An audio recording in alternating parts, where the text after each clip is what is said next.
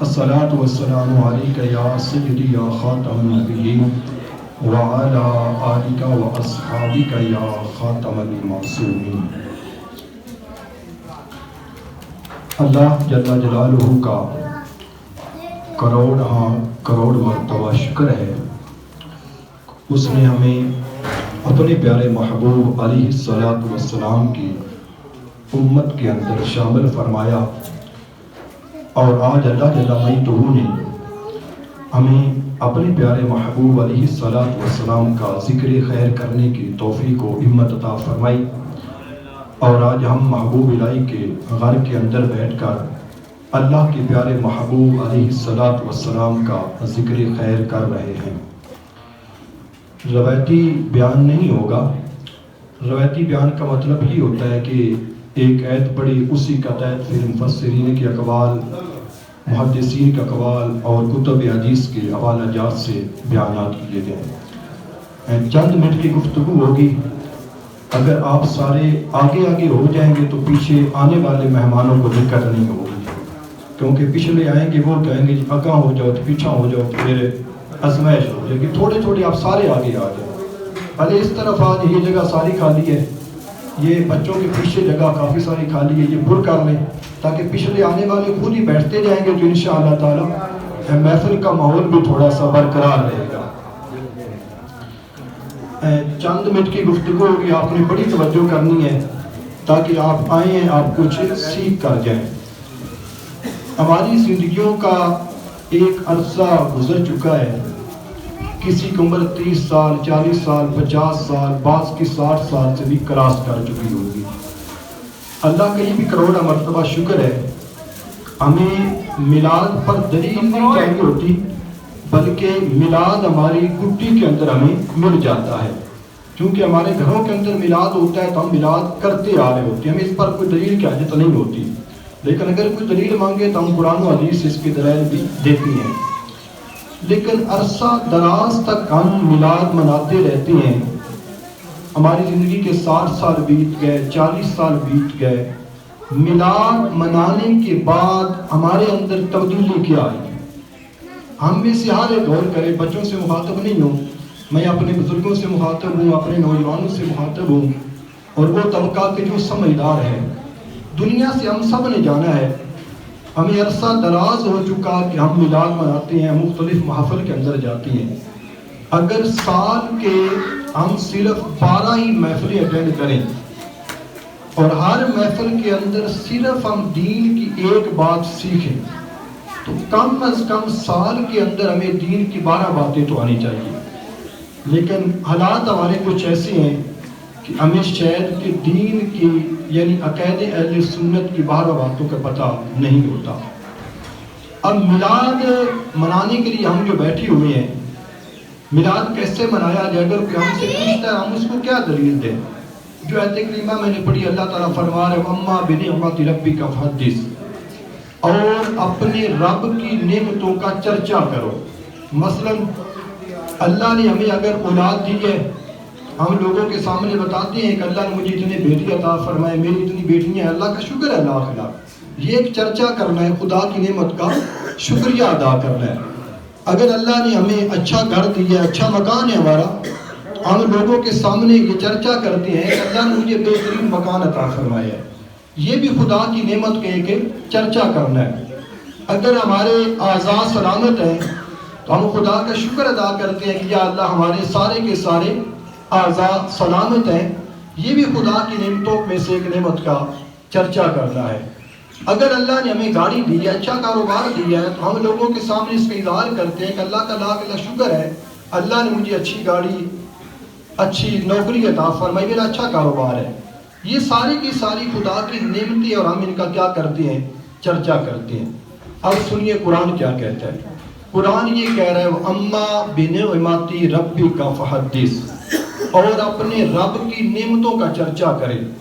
جتنی چند ایک نعمتیں میں نے گنوائی ہیں، اولاد ہے، اعضاء کی سلامتی ہے، مکان ہے، گاڑی ہے، اچھی نوکری ہے، اچھا کاروبار ہے، یہ ساری کی ساری نعمتیں ہیں آمنہ کے لال کی آمد کے صدقے کے اندر۔ اس سے کیا پتہ چلا کہ دنیا کائنات کی ساری نعمتیں ایک طرف اور اللہ کے پیارے محبوب علیہ الصلوۃ والسلام کا تشریف لانا یہ ایک طرف، اور پھر بھی ان کی برابری نہیں ہو سکتی، کیونکہ ساری کی ساری نعمتیں کو اللہ کے پیارے محبوب علیہ الصلوۃ والسلام کے صدقے سے اللہ نے ہمیں عطا فرمائی ہیں۔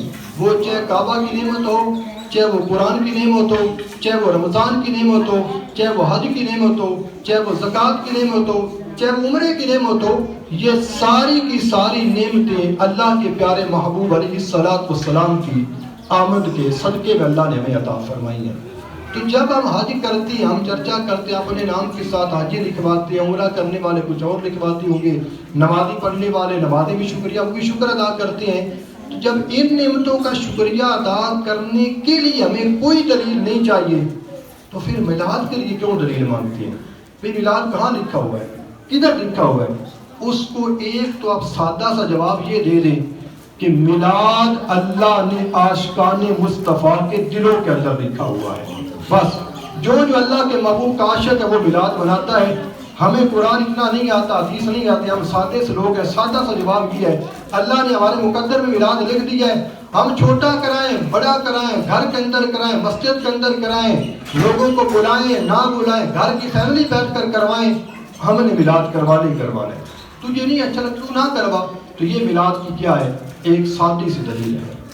اور اللہ جل وعلا قرآن پاک میں ارشاد فرماتا ہے لقد من اللہ علی المؤمنین اذ بعث فیہم رسولا، تحقیق اللہ نے ایمان والوں پر احسان فرمایا ہے، ان میں اپنا پیارا رسول مبعوث فرمایا ہے۔ اب جن پر احسان ہوا ہے، یعنی جو اس بات سے خوش ہیں کہ اللہ نے ہمیں اپنا پیارا محبوب عطا فرمایا ہے، اللہ نے ہمیں آمنہ کا لال عطا فرمایا ہے، ظاہر ان پر احسان ہوا ہے، ان کو چاہیے کہ وہ میلاد منائیں، چاہے وہ گھر کے اندر منائیں، مسجد کے اندر منائیں، گلی کے اندر منائیں، محلے کے اندر منائیں۔ زیادہ خرچہ نہیں کر سکتے تو گھر کی فیملی بیٹھ جائے، شام کا کھانا تو کھانا ہی ہوتا ہے، صبح کھانا تو کھانا ہی ہوتا ہے، وہی کھانا رکھیں، ٹھیک ہے، ایک بندہ نعت پڑھے، ایک بندہ قرآن پاک کی آیت پڑھ دے، کوئی ایک بات آتی ہے حضور کی ایک بات کریں، دعا کریں، کیا ہوگا کہ ہمارے گھر کے اندر میلاد ہو گیا۔ تو یہ بھی تو میلاد ہی ہے نا۔ میں یہاں پر ایک حکایت سناتا ہوں آپ کو، بڑی دلچسپ بڑی پیاری حکایت ہے۔ ایک بادشاہ نے بڑی عظیم و شان محفل میلاد مصطفیٰ کی نکاح کیا، اور اس نے بڑے بڑے امراء کو دعوت دی، بڑے بڑے امراء اس کے گھر کے اندر آئے۔ ایک بیوہ عورت تھی اور اس کی ایک بچی تھی، ان کے گھر کے اندر صرف یہ دو ہی افراد تھے، ایک بیوہ عورت اور ایک اس کی بچی تھی، تیسرا فرد ان گھر کے اندر کوئی نہیں تھا۔ اور آپ جانتے ہیں کہ جس گھر کے اندر ایک بچی اور ایک بیوہ عورت ہو، ان کے مالی حالات کیسے چل رہے ہوں گے، کتنے بیچارے وہ غریب ہوں گے۔ اب کیا ہوا، ان کو بھی شوق آیا کہ اللہ کے نبی کا میلاد ہو رہا ہے، وہ بیوہ عورت اپنی بچی کو ساتھ لیا، کہتی ہے چلو کہ بادشاہ نے میلاد کی تمام کیا ہے، لہٰذا ہم کیا کرتے ہیں میلاد کے اندر شرکت کر لیتے ہیں۔ وہ بیچاری آئی، ظاہر غربت ہے، کپڑے پرانے پھٹے ہوئے، کوئی اعلیٰ کپڑے نہیں پہنے ہوئے، ان کو وہاں سے نکال دیا گیا، کہا کہ یہ تو بڑے لوگوں کی محفل، امراء کی محفل ہے۔ وہ بیچاری عورت اپنی غریبی کو دیکھ کر رنجیدہ ہو کر اپنے گھر کے اندر آ گئی۔ اس کی بیٹی بڑی عقل مند تھی، اس نے کہا کہ اماں تو پریشان کیوں ہوتی ہے، ہم اللہ کے نبی کا میلاد اپنے گھر کے اندر منا لیتی ہیں۔ تو ماں نے کہا بیٹا وہ کیسے منائیں گے، اس کے لیے تو چاول بنانے ہیں، دیگیں بنانی ہیں، یہ خرچہ کرنا پڑتا ہے۔ بیٹی نے کہا امی چھوڑو، کچھ کی حاجت نہیں ہے، آدھی رات میں میلاد پڑھتی ہوں، اللہ کے نبی کی شان بیان کرتی ہوں، تو سنتی رہنا، پھر اگلی آدھی رات تو میلاد بیان کرنا، میں سنتی رہوں گی، یوں ہمارے گھر کے اندر بھی کیا ہو جائے گا، میلاد ہو جائے گا۔ اب وہ آدھی رات ماں پڑھتی رہی تو بیٹی سنتی رہی، پھر بیٹی پڑھتی رہی تو ماں سنتی رہی، تو یوں جب صبح ہوئی نا، اس وقت کے جو اللہ کے برگزیدہ بندے تھے، جو اللہ کے بڑے پیارے بندے تھے، جو اللہ کے ولی تھے، جنہیں ہم کہتے ہیں نا ولی اللہ جس کا چلنا پھرنا اٹھنا بیٹھنا سنت رسول جو ہے اس کے چہرے پہ سجی ہوتی ہے، وہ ولی اللہ تھے۔ وہ جب صبح ہوئی نا تو وہ جو بیوہ عورت ہے نا، اس کی جو باہر کا مین دیوار ہوتی ہے نا، دروازہ لگا ہوتا ہے، مہار چگار جو بھی آپ کہتے ہیں، وہ لکڑی کی جو بنی ہوتی ہے، بالکل پرانی سی تھی، اس کو وہ چوم رہے ہیں، پرانی سی لکڑی کی مہار چگار جو بھی آپ کو اس کو کیا کر رہے ہیں، چوم رہے ہیں۔ لوگوں نے پوچھا حضرت آپ یہ کیا کر رہے ہیں، یہ تو بیوہ عورت ہے، غریب لوگ ہیں، آپ یہ کیا کر رہے ہیں؟ سنیے کہ اللہ کے ولی نے کیا جواب دیا۔ فرمایا تمہارے لیے عام سی موت ہے. وجہ یہ ہے کہ ان کے گھر کے اندر ساری رات میلاد کی محفل ہوتی رہی ہے اور اللہ کے محبوب علیہ الصلوۃ والسلام اس سے دروازے پر کھڑے ہو کر ان کی محفل کو سماعت فرماتے رہے. اس سے ایک ایسے ہمیں کیا ملتا ہے کہ کیا محفل کے لیے بہت بڑا جلسہ کرنا ضروری ہے, لاکھوں افراد جمع کرنا ضروری نہیں. جو میرے قریب بہن بھائی ہیں جن کے معاشی حالات درست نہیں ہیں وہ دل کو چھوٹا نہ کریں, یار میں تو دیگ چاولوں کی نہیں بنا سکتا, یار میں فلاں کو تاکوں ناراض ہو جائے. کوئی مسئلہ نہیں, گھر کے افراد بیٹھے اپنے بچوں کو بٹھائیں, اہلیہ کو بٹھائیں. جو کچھ آپ کو آتا ہے, کچھ بھی نہیں آتا, یہ تو آتا ہے نا مصطفیٰ جان رحمت پہ لاکھوں سلام, یہ پڑھیں. قرآن نہیں آتا, کم از کم سورۃ اخلاص تو آتی ہے نا, وہی پڑھیں. پڑھ کر دعا کریں, یا اللہ ہم نے اپنی استطاعت کے مطابق تیرے محبوب کا میلاد منایا ہے, ہمارا میلاد مانا قبول فرما لے. اللہ تعالیٰ یوں قبول فرما لیتا ہے. اچھا, میلاد منانے کے فوائد بڑے ہیں. علماء کرام فرماتے ہیں اگر کوئی بندہ صدق دل کے ساتھ جس کی ہاں اولاد نہیں ہے یا اولاد ہے بچنی یا بچہ نہیں ہے, اگر وہ صدق دل کے ساتھ یہ نیت کرے یا اللہ مجھے اولاد نرینہ سے نواز, میں تیرے پیارے محبوب علیہ الصلوۃ والسلام کا میلاد مناؤں گا, اللہ تبارک و تعالیٰ اگلے میلاد سے پہلے اس کو اولاد نرینہ سے نواز دے گا. لیکن نیت سچی ہونی چاہیے, صدق دل سے کہے. کہتے ہیں نا کوئی دل سے کرے تو پھر وہ اللہ کیوں نہیں سنے گا, سنتا ہے, بے شک وہ سنتا ہے اگر دل سے ہم پکارے تو جن کی اولاد نہیں وہ نیت فرمائیں گے انشاءاللہ تعالی اللہ ہمیں اولاد نرینہ سے نوازے, ہم حسب استطاعت اپنے گھر کے اندر کیا کریں گے, محفل میلاد مصطفیٰ کا انعقاد کریں گے. اسی طرح جس گھر کے اندر محفل میلاد مصطفیٰ ہوتا ہے, اب یہ تو آپ نے سن لیا نا, دیگیں پکانا تو جناب لاکھوں روپیہ خرچ کرنا کوئی ضروری نہیں ہے, گھر بس میلاد ہونا چاہیے چاہے چھوٹا ہو یا بڑا ہو. جس گھر کے اندر محفل میلاد مصطفیٰ کا انعقاد کیا جاتا ہے, محدثین اکرام علماء اکرام فرماتی ہیں اللہ تبارک و تعالی 1 سال کے لیے اس گھر کو امن کا گہوارہ بنا دیتا ہے. یعنی اس گھر سے آفات نہیں آتی, بلائیں نہیں آتی, مصیبتیں نہیں آتی. تو ہمیں چاہیے اپنے گھروں کے اندر چھوٹا موٹا جتنا ہو سکے, خیر میلاد چھوٹا تو ہوتا ہی نہیں ہے کیونکہ میلاد کی نسبت بڑے نبی سے ہے نا, تو ایک آدمی بیٹھ کر کرے یا 2 کرے یا 4 کرے یا 1000 کرے یا لاکھ کرے, میلاد بڑے ہی ہے. تو لہٰذا اس نیت کے ساتھ اپنے گھروں کے اندر, یہ ضروری نہیں کہ آپ ربیع الاول کے اندر میلاد منانا ہے, اتوار کو منانا ہے, جب چاہیں جس وقت چاہیں, ہر روز بھی میلاد منانا چاہیں تو ہر روز بھی منا سکتی ہیں, دعائیں کرنی ہے. میرے معزز سامعین کرام, ہمارے پیارے آقا علیہ الصلوۃ والسلام اللہ جل مجدہ نے نور بھی عطا فرمائے اور بشریت بھی عطا فرمائی ہے. ہمارے پیارے آقا علیہ الصلوۃ والسلام کے کثیر چچا ہیں, آپ کی پھوپھیاں بھی ہیں, حضور تاجدار گولڈا پیر سید مہر علی شاہ صاحب رحمۃ اللہ تعالی علیہ. جب بھی کسی اللہ والے کا نام ہے تو یوں کہا کریں رحمۃ اللہ تعالی علیہ, اللہ کی ان پر کیا ہو رحمت ہو اور ان کے صدقے اللہ ہماری بے حساب مغفرت فرمائے. گولڑے کے تاجدار رحمۃ اللہ تعالی علیہ تحقیق الحق کے اندر ہے, پیارے آقا علیہ الصلوۃ والسلام کے چچوں کا بھی ذکر فرمایا ہے, آپ کی پھوپھیوں کا ذکر فرمایا, اپنے باپ باندھا ہے امات اور آمام. امات عربی کے اندر کہتے ہیں پھوپھیوں کو, آمام کہتے ہیں چچوں کو. اس کے اندر گولڑے کے تاجدار رحمۃ اللہ تعالی علیہ نے ذکر کرتے کرتے آپ نے فرمایا ہے اللہ نے جن 2 چچوں کو ایمان کی دولت سے نوازا. یعنی یہ کون کہہ رہے ہیں, یہ وہ پیر کہہ رہا ہے کہ جس نے قادیانیوں کو نچ ڈال کے رکھی تھی, نچ ڈال کے رکھی تھی, اور سیف چشتیائی لکھ کر آج تک اس کا جواب کوئی قادیانی نہیں دے سکا. سیف چشتیائی لکھ کر امت مسلمہ پر ایسا احسان فرمایا آپ نے کہ آج تک اس کا کوئی رد کر سکا نہیں, اور انشاءاللہ صبح قیامت تک تو کر بھی نہیں سکے گا, کیونکہ عام مولوی کی لکھی نہیں ہے نا, خاص بندے کی لکھی ہے, خاص اللہ کے ولی کی ہے. اس کے اندر آپ فرماتے ہیں کہ اللہ جل مجدہ نے اللہ کے پیارے نبی کے جن چچوں کو ایمان کی دولت سرفراز فرمایا, حضرت امیر حمزہ رضی اللہ تعالیٰ عنہ, حضرت عباس رضی اللہ تعالیٰ عنہ, یہ 2 چچے ایسے ہیں کہ جن کو اللہ تعالیٰ نے ایمان کی دولت سے سرفراز فرمایا. اچھا, حضرت عباس رضی اللہ تعالیٰ عنہ نے ایک مرض کیا, اے اللہ کے پیارے محبوب علیہ الصلوۃ والسلام آپ کو پتہ ہے میں آپ پر ایمان کیوں لایا ہوں؟ کون کہہ رہے ہیں؟ اللہ کے نبی کے پیارے چچا اور پیارے صحابی حضرت عباس رضی اللہ تعالی عنہ عرض کر رہے ہیں اے اللہ کے پیارے نبی آپ کو پتہ ہے آپ پر ایمان کیوں لائے ہوں؟ پیارا آقا نے فرمایا بتا دے کیوں لائے ہیں. پیارے چچا جان عرض کیا اے اللہ کے نبی علیہ السلام جب آپ ہوتے تھے نا پنگوڑے کے اندر تو جس طرف آپ انگلی کا اشارہ کرتے تھے نا چاند اسی طرف جھک جایا کرتا تھا. جدھر آپ کی انگلی مڑتی تھی ادھر ہی چاند جھک جایا کرتا تھا.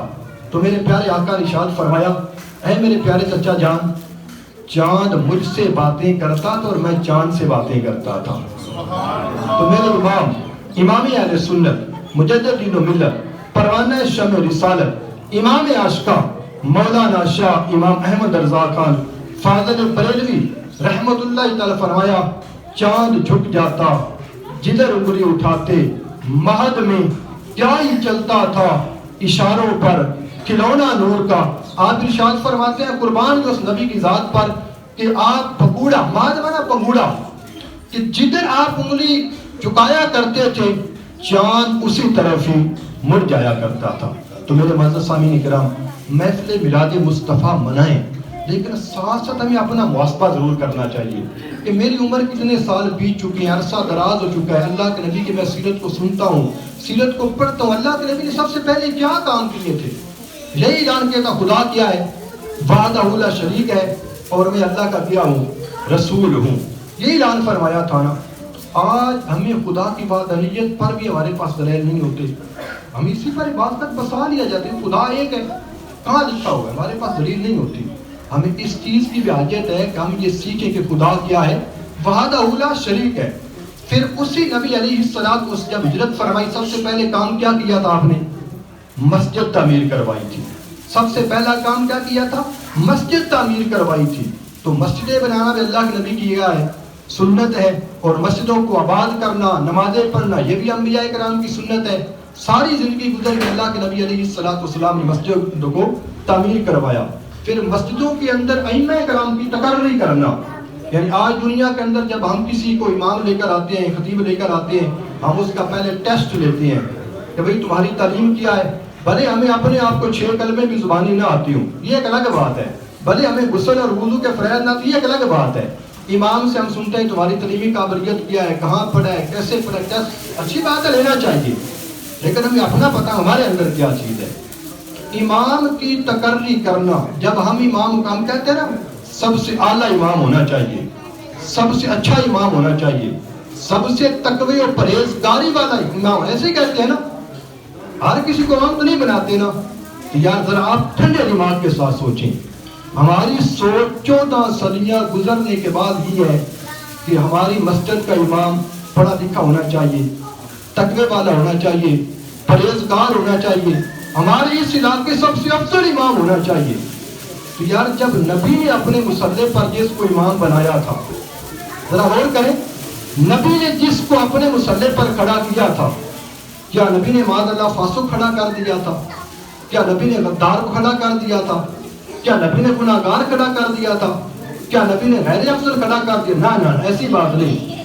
امام بخاری رحمۃ اللہ علیہ فرماتے ہیں پیار آ کر عائشہ جا کر لوگوں کو کہہ دو مرو ابا بکر فلیصلی الناس, ابو بکر کو کہو کہ لوگوں کو نمازیں پڑھائیں. پیارے آقا کیونکہ بیمار تھے, نماز نہیں پڑھا سکتے تھے. اما عائشہ صدیقہ عرض کرتی ہیں کہ آپ کسی اور کہہ دو, ابو بکر نرم مزاج ہے, وہ آپ کی جگہ پر کھڑے نہیں ہو سکتے. فرمایا تم یوسف علیہ عورتوں کی طرح کر دو, ابو بکر کو نماز پڑھائیں. اللہ کے نبی نے صدیق اکبر کو مصلی پر کھڑے کر کے یہ بتایا کہ اے آنے والی امت مسلمہ, جب تم امام کو چنتی ہو, کہتی ہو اعلیٰ ہو, افضل ہو, عالم ہو, پڑھا لکھا ہو, تقوی والا ہو, پرہیزگار ہو, متقی ہو, تو جس کو میں نے امام بنایا ہے اور با اسرار بنایا ہے, میرے بعد جو سب سے افضل ہستی ہے وہ خلیفہ بلا فصل, مسلمانوں کے پہلے خلیفہ سیدنا صدیق اکبر کی ذات مبارکہ ہے.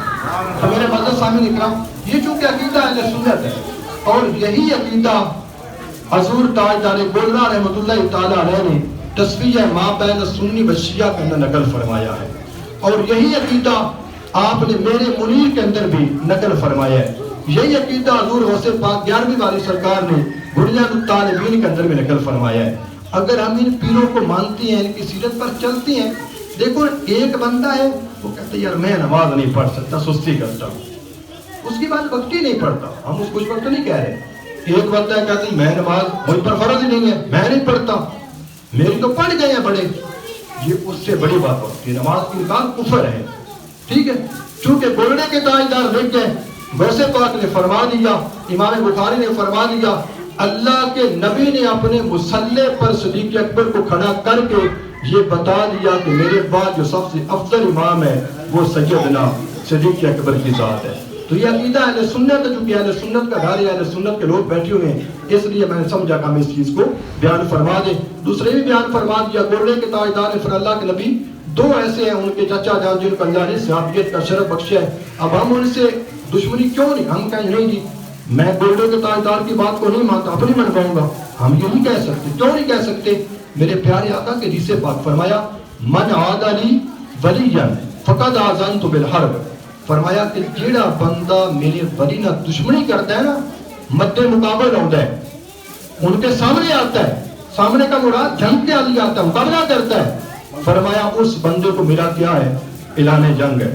اب ہم گولڈے کے تاجدار کو معاذ اللہ معاذ اللہ معاذ اللہ پیٹ کر دیں، ہم کہیں ہم بڑے ہیں، ہماری سوچ بڑی ہے، ہم نے نیٹ دیکھا ہے، ہم نے یوٹیوب دیکھا ہے، ہمارا یہ کمال ہے. نہ نہ نہ، ایسا ہم نے ہرگز سے نہیں کرنا. جب گولڈے کے تاجدار نے فرما لیا اب ہم نے کیا کرنا ہے؟ اب کرنا ہے علم چاہنا ہے؟ نہ نہ، ہم نے نہیں کرنا. ہم نے کیا کرنا ہے؟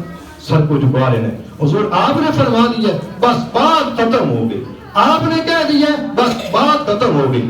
ہم آپ کے جوتوں کے برابر نہیں ہیں. جو آپ کے جوتے مبارک میں خاک لگتی ہے نا، اگر ہمیں وہ خاک میسر آ جائے تو ہم اس کا اپنی آنکھوں کا کیا بنائیں گے؟ سرما بنائیں گے. چونکہ ہم تو سارے اولیاء اللہ کو مانتے ہیں. تو میرے معزز سامعین کرام، محفل میلاد مصطفیٰ منائیں، اور منانی بھی ہے، اپنے بچوں کو بتائیں. یعنی جیسے اب ہم نے شروع کے اندر کہاں قرآن پڑھا تھا، کہاں ہمارے پاس دلائل تھے، کیونکہ ہمارے گھروں کے اندر محفلیں ہوتی تھی. ہم آج تک منا رہے ہیں، کوئی بھی گمراہ نہیں کریں گے انشاءاللہ تعالیٰ. ہم منائیں گے میلاد محفلیں. اپنے بچوں کو بتائیں کہ بھئی میلاد منانا ہے، میلاد منانا ہے، میلاد منانا ہے. ان کی کٹی کے اندر بھر دے کے میلاد منانا ہے. اچھا ایک اور روایت مجھے یاد آ گئی ہے. پیارے اسلام بدبخت ایک چچا ابو لہب، آپ نے نام سنا ہوگا، بڑا بدبخت بڑا خبیث تھا. یہ اس کے بارے میں پوری قرآن کی صورت میں تبت یدا ابی لہب وتب پوری اس کی مذمت کے اندر آئی ہے. اچھا اس نے بھی یہ کام، اس کو فائدہ بھی ہوتا ہے، یہ ایمان ہے نہیں لایا تھا. بہت خبیث پرلے درجے کافر، خبیث النفس یہ تھا. بڑا اس نے پیارے اسلام کو ستایا تھا. جب پیارے اسلام کی ولادت ہوئی نا، سویبہ اور صوبیہ، کیونکہ لغت کے اندر دونوں نام آئے اور امام بخاری نے ذکر فرمایا ہے، تو سویبہ نے آ کر کہا کہ اس نے تو اور کہا تھا میں یہ کہنا چاہتا ہوں اے خبیث النفس، اے لعین، اللہ نے تجھے بھتیجا عطا فرمایا ہے. اس نے ایسے اشارہ کیا کہ جا تو آزاد ہے، تو کیا ہے؟ آزاد ہے. حضرت عباس رضی اللہ تعالی عنہ ارشاد فرماتے ہیں اس لعین کے مرنے کے بعد میں نے پوچھا کہ اللہ نے تیرے ساتھ کیا معاملہ کیا ہے؟ اس نے کہا کہ بات کی ہے جب پیر شریف کا دن آتا ہے نا، اللہ تعالیٰ میرے عذاب میں تخفیف فرما دیتا ہے. اب اس سے حدیث پاک کے تاج شیخ محقق نے جملے لکھی ہے نا، وہ جملے سونے کے پانی سے دھونے کے قابل ہیں. آپ فرماتے ہیں لوگوں، وہ کافر لعین جس کا کفر یقینی قطعی، جس کی مذمت کے اندر قرآن کی پوری سورت نازل ہوئی اور اس نے میلاد نہیں منایا، وہ کلمہ نہیں پڑھتا تھا، اللہ نے اس کو بھی شرف بخشا اور اس کے عذاب میں بھی کیا ہو جاتی ہے؟ تخفیف ہو جاتی ہے. آپ اور میں، ہم تو اللہ کے نبی کی امتی ہیں، غلام ہیں، نوکر ہیں، خادم ہیں، آپ کے در کے خادموں کے بھی خادم ہیں، اور ہم فقط بھتیجے خوشی نہیں منا رہے، ہم تو اللہ کے نبی کی آمد کی خوشی منا رہے ہیں. آپ سوچیں جب ایک لعین کافر معروم نہیں رہا تو کیا ہم معروم رہیں گے؟ اللہ انشاءاللہ ہمیں بھی اس سے نوازے گا. تو میلاد منانے کے ساتھ ساتھ سیرت مصطفیٰ کو بھی اپنائیں. حقیقت ہے ہم لوگ عمل سے بالکل خالی ہیں، عمل ہمارے پلے کچھ بھی نہیں ہے. یہ اسرائیل اور فلسطین کے جو حالات چل رہے ہیں اس پر کلام ایک میں بات عرض کرتا جاتا ہوں. اسرائیل کا جو سب سے پہلا وزیر اعظم تھا نا، وہ دفتر کے اندر ڈیوٹی کے لیے جا رہا تھا. اس کے بیٹے نے کہا کہ پاپا آج تو ہماری وہ دیوار کے پاس ہم نے جانا ہے جو کہ یہودیوں کی مخصوص عبادت گاہ ہے. تو اس نے کہا کہ بیٹا دعائیں مانگنے سے کچھ نہیں ہوتا, دعائیں مانگنے سے کچھ نہیں ہوتا, میں ڈیوٹی پر جاؤں گا, واپسی پر اپنا تہوار منا لوں گا. تو اب اس سے اسرائیلی وزیر اعظم پتہ کیا اس نے کہا تھا, اگر فقط دعاؤں سے کچھ ہوتا نا تو ہر سال لاکھوں لاکھ مسلمان حج و عمرہ کے لیے آتے ہیں اور وہ دعا کرتے ہیں کہ یا اللہ اسرائیل کو تباہ و برباد فرما دے. بتا کہ ہم ترقی پر جا رہے ہیں یا تنزلی پر جا رہے ہیں. تو بیٹی نے کہا کہ ابا ہم ترقی پر جا رہے ہیں. اس نے کہا بس مجھے دفتر کے اندر جانے دو, واپسی پر آ کر میں اس دیوار کے پاس بھی آ جاؤں گا. تو میرے پیارے بھائیو, یہ جملہ بے شک ایک یہودی کا ہے, غیر مسلم کا ہے, لیکن ہمیں اس سے کیا سیکھنے کو ملتا ہے؟ فقط اگر ہم میلاد منائیں, جلوس نکالیں, نعرے لگائیں, اس کا فائدہ نہیں ہوگا جب تک ہم حقیقت کے اندر عمل کرنے والے نہیں بن جائیں گے.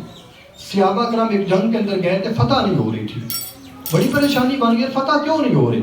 تو کسی نے کہا کہ غور کریں, تفکر کریں, ہم سے شاید اللہ کے نبی کی کوئی سنت چھوٹ رہی ہے. ہم تو فجر کی سنتے بھی نہیں پڑھتے, ظہر کی بھی نہیں پڑھتے, عصر کی بھی نہیں پڑھتے, عشاء کی بھی نہیں پڑھتے, نفل بھی چھوڑ دیتے ہیں. تہجد کی تو ٹیب بھی ہمارے ذہنوں کے اندر نہیں ہے نا کہ تہجد ہم نے پڑھی, وہ تو ٹیب بھی ہمارے ذہنوں کے اندر نہیں ہے. اچھا, اب صحابہ نے غور و فکر کیا, کہا کہ ہاں ایک سنت چھوٹ رہی ہے, وہ کیا ہے؟ ہم مسواک نہیں ان دنوں کے اندر کر رہے. صحابہ جنگل کے اندر گئے, ٹہنیاں توڑی جیسے ہم توڑ کر لاتے ہیں, مسواک شروع کر دی. کافر بھاگ گئے. انہوں نے کہا کہ پہلے ہمیں مسلمان تلواروں سے مارتے تھے, اب ہمیں یہ منہ سے کھا جائیں گے. اللہ نے ایک سنت کی برکت سے صحابہ کرام کو فتح عطا فرمائی. تو میرے پیارے بھائیو غور کرو, ہم کتنی سنتوں کو پامال کرتے ہیں. ہم کہتے ہیں یار میں داڑھی مٹھی بھر نہیں رکھ سکتا, میرے یہ مسائل ہیں. جملہ سخت اگر آپ کہیں تو سنا دوں. پیر نصیر الدین نصیر چراغ گولڈا نے, آپ کا جملہ بڑا ڈاٹ ہے, وہ ظاہر پیر کے وہ بول سکتے تھے, میں تو نہیں بولوں گا, میں ان کا جملہ نقل کر رہا ہوں, میں بول نہیں, ان کا جملہ نقل کر رہا ہوں. آپ نے پتہ فرمایا, اوے فیشنی پیرو, اوے فیشنی مولویو, تم نے داڑیاں کٹوائی تو لوگوں نے کٹوانا شروع کر دی. تم نے پیر کا کلمہ پڑھا, اس نبی کی سنت کے مطابق داڑیاں رکھو.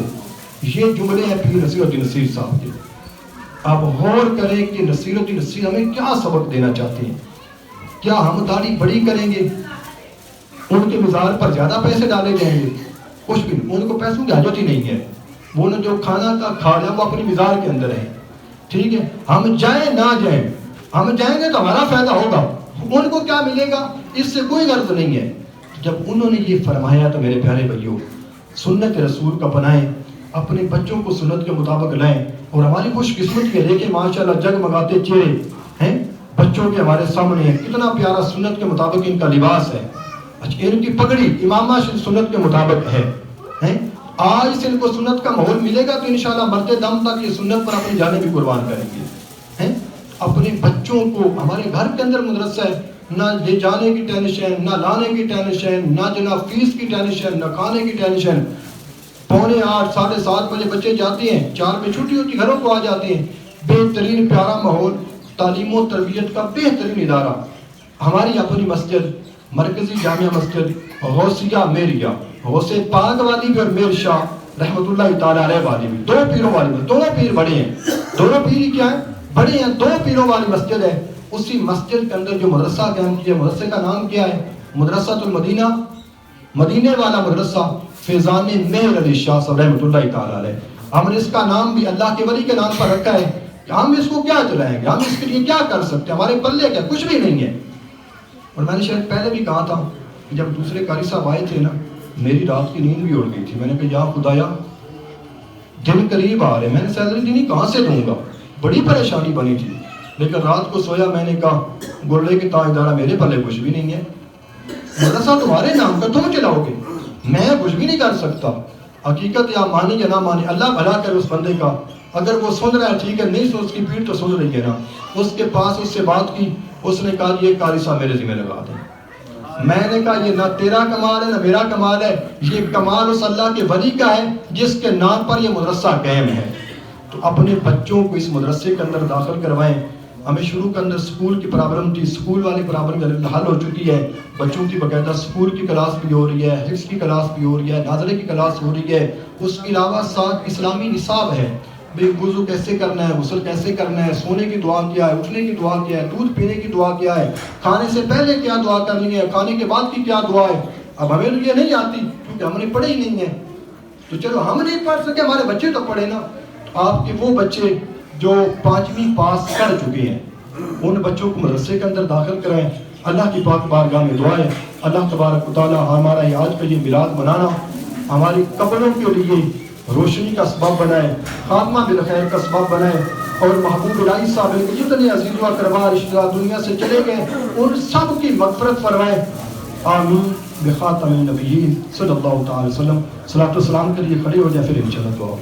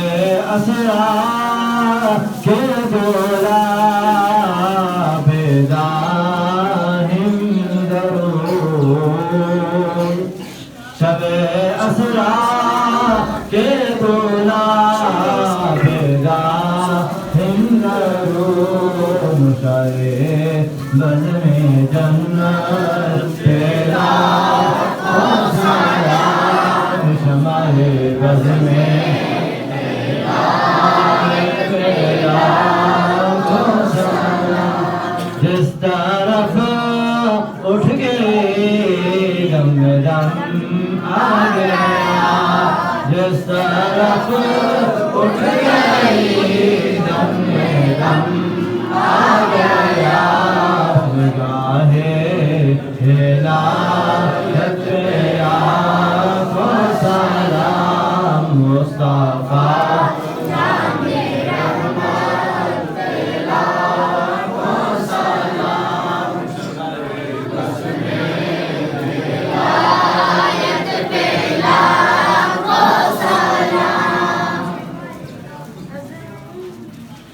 أعوذ بالله السميع العليم من الشيطان الرجيم بسم الله الرحمن الرحيم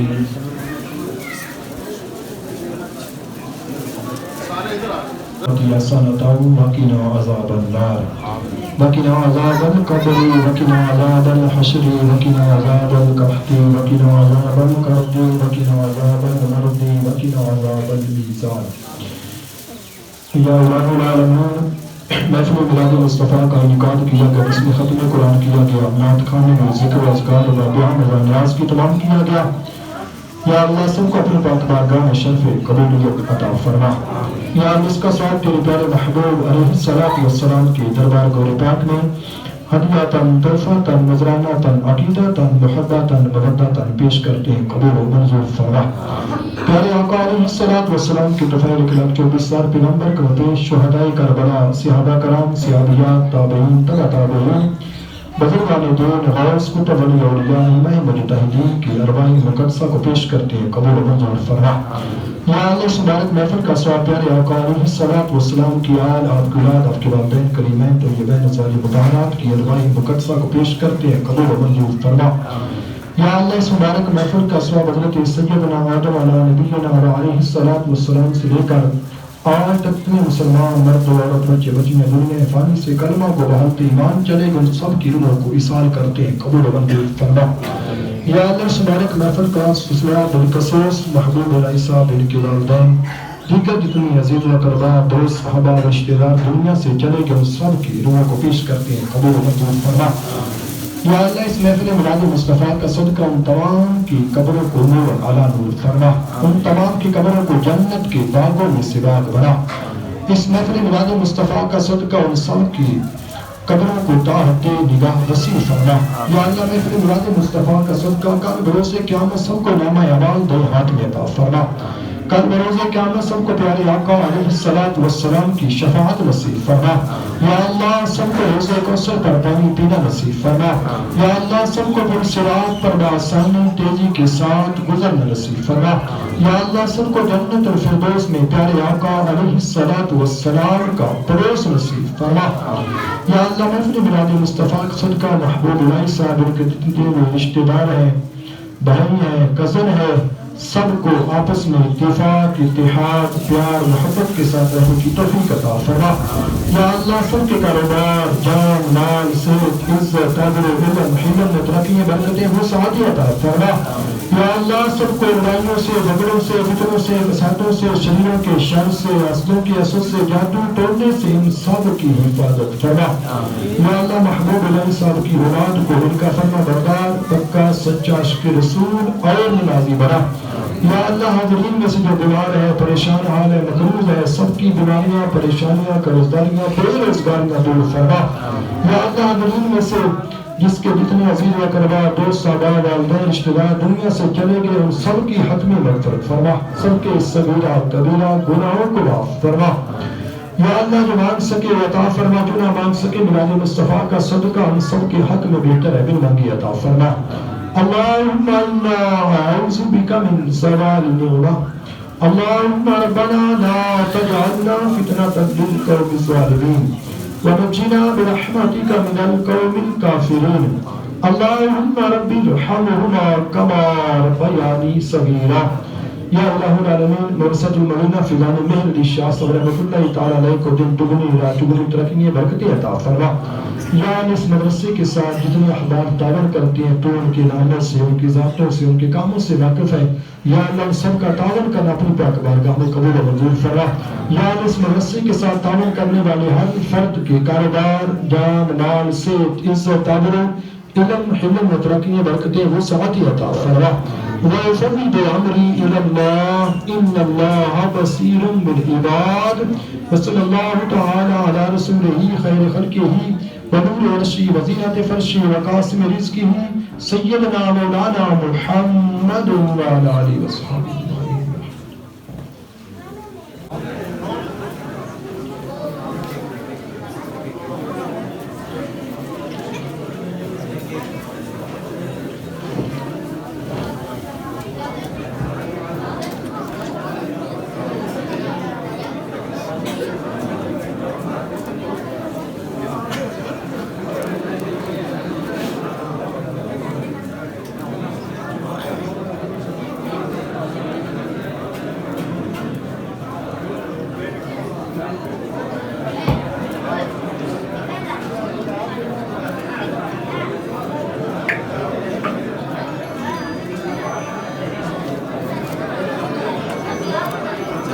Canlıca mı sen ya?